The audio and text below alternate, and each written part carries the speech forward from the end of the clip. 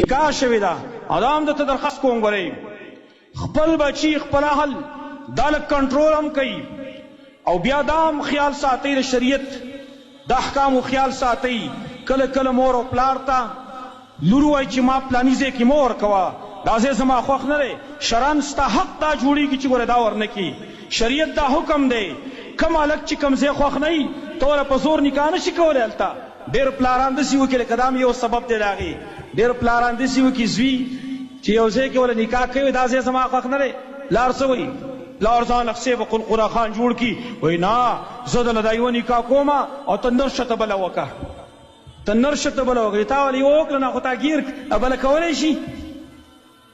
دا ډېر غټ ظلم دی دا نتیجه څه راوځي نتیجه دا راوځي بله ورځ د هلک او د جنۍ منځ کې تعلقات خرابي څه طلاق واقع شي بیا پلار خفه یاري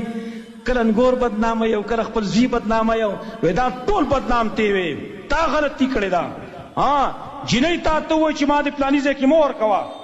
بالکل هغې حق شته نه به ورکوې ولا حدیث صحیح کې راغلی حدیث دی نبي صلی الله علیه وسلم فرمایلی دي چې جنۍ ښځه هغه په نکاح نشي ورکولی حتی تستأذنه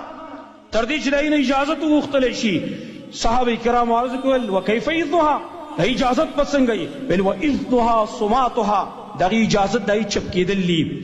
نو کله دا جنۍ دغه شان ته ورکړلی شي بغیر د اجازت د هغې نه بس هغه بیا د طلاق کوشش کوي چې د خپل خاوند نه ځان آزاد کړي نو بله اوس ما ته یو مسله راغله یو کس جنۍ په نکاح اخیستلې ده موږ ته څه نه ویلي جنۍ به کېدای شي کور کې ویلي نو ما پس معاشره خاصم خرابه شوې ده ګن خاصم جوړ شوی دی هلکان او جنکۍ خو ډېر مخکې لاړ د هغې کنټرول اوس ګران دی نو ویل هغه جنۍ خپل خاوند ته دغه چې نکاح ورسره وشوه میسیج یې ورته کړی دی چې ته ما په واده کولی نه شي زما د بله لږ څه تعلقات دي سبحان الله لا حول ولا قوة الا بالله دا زموږ معاشره ده دا زموږ مسلمانانو پښتانه دي